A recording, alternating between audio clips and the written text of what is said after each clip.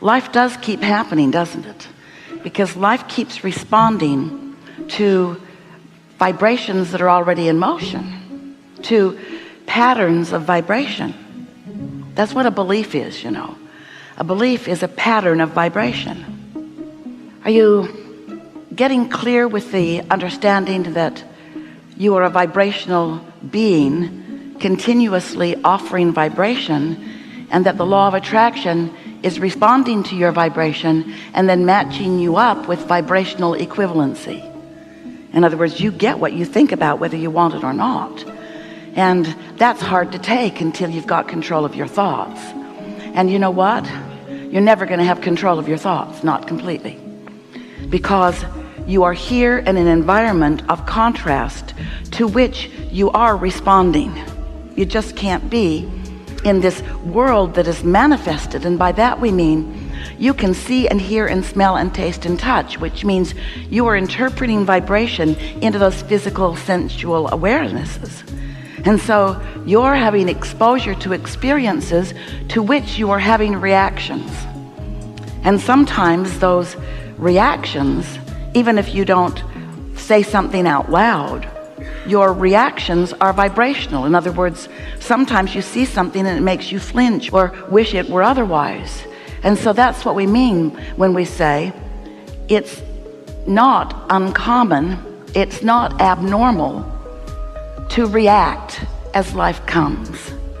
But you want to keep that to a minimum. You want to be less of a reactor and more of an actor, more of a getting out ahead of it, more of a establishing your vibrational stance so that you're steady in a contrasting environment. And then life is really fun, even in contrasting environments. You don't mind a little contrast. In fact, we know you like the drama. You do. You like to be enlivened. You like a good problem to solve. You like questions to which you are seeking answers. It's all part of your evolution. It's all part of the expansion of the universe. It's part of the evolution of all things, all species, all that is. But you do want to have some sense of how it works so that you have some measure, in fact, from our perspective, a large measure of creative control. And that's what we are about. We are here to help you to understand the laws of the universe. We're here to help you understand who you really are and how you fit into all of this. We want to help you to embrace, not just tolerate, not just accept the diversity that surrounds you, but embrace it. Embrace it. Acknowledge the value of its existence. Because out of contrast, out of knowing what you don't want, is born your focused, keyword, your focused clarity about what you do want. So the only thing that ever feels like it's going wrong with you is when life gives you focused clarity, but you don't focus on the clarity. Life gives you focused clarity about what you do want, but you stay focused on what you don't want. And that's a sort of human trait. It doesn't serve you very well, where you stay way too long focused upon the problem, trying to get to the bottom of the problem, when the vibration of the problem and the vibration of the solution are really different vibrational frequencies. The vibration of a question and the vibration of an answer is a very different frequency. So sometimes when you're focused upon the problem, you want to poke at it more to make it bigger. That's okay, because when you make the problem bigger, you make the solution bigger. In fact, they're always equivalent. Problems and solutions are equivalent vibrationally. Different vibrations, but equivalent in velocity, so to speak. You see what we're getting at? So if you sort of don't like that, then you sort of prefer this, and it's sort of boring.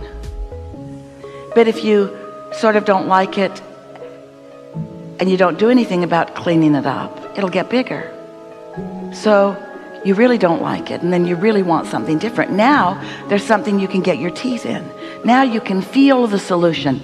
Now you might say in human terms, oh, that problem's worth me working on. A problem that's just You're lazy. We love you so much, but we get it. You don't want to make mountains out of molehills. You don't want to exaggerate something, but here's how it works.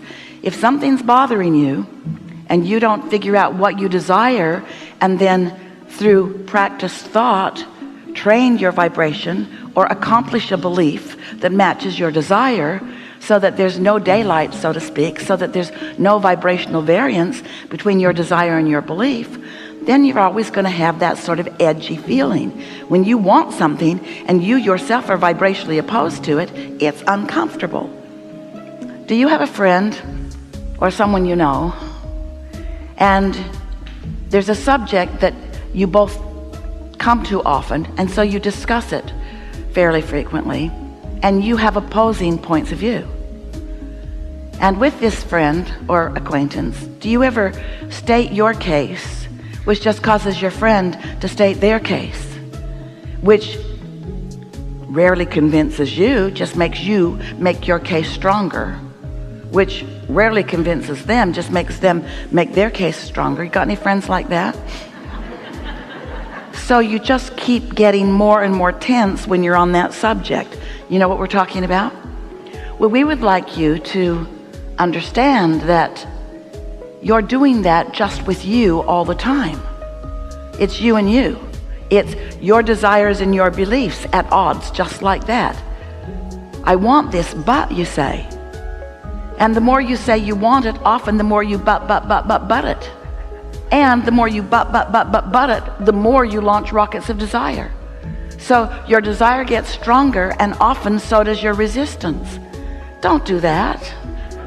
Other than the increased drama, you really like to conquer things, so you make big problems so that you can conquer them, so that you can claim you've conquered them. And we say it is a form of creation, it's just going about it the hard way, don't you think?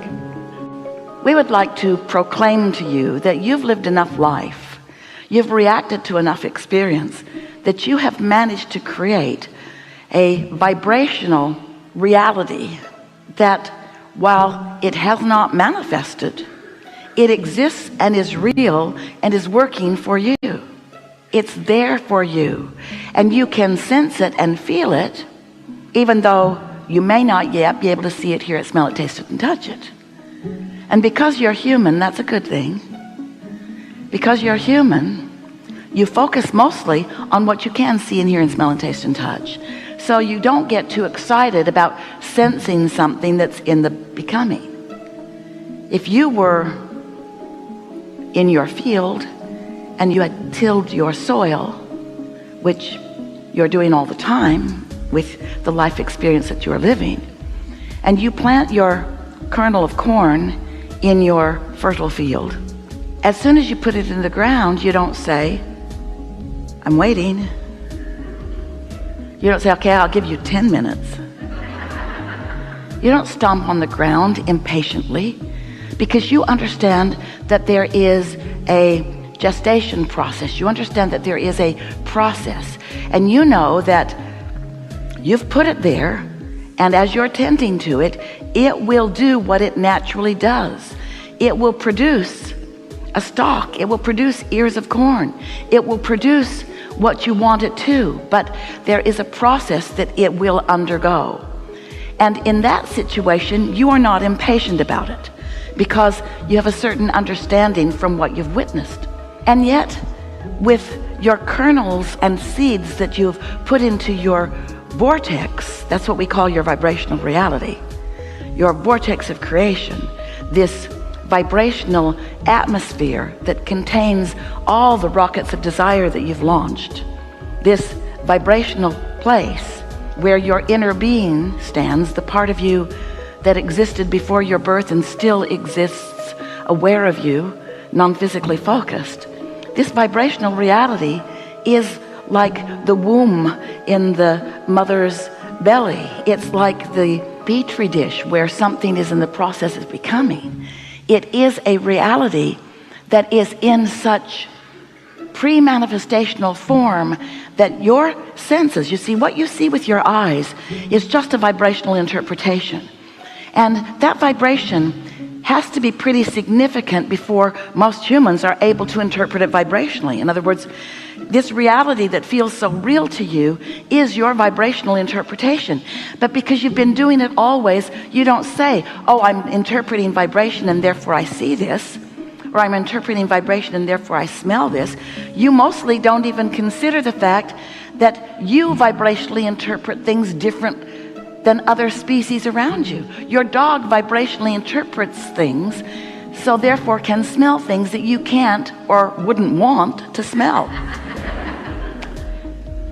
And you don't say, stop it, you little faker. You accept that the dog is onto something.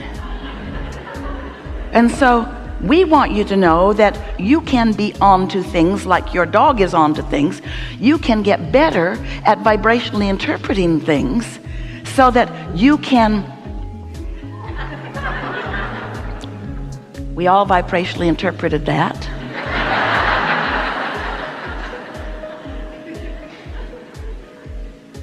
You can get good at vibrationally interpreting things that are in your vortex by using other senses other than your 5 physical senses.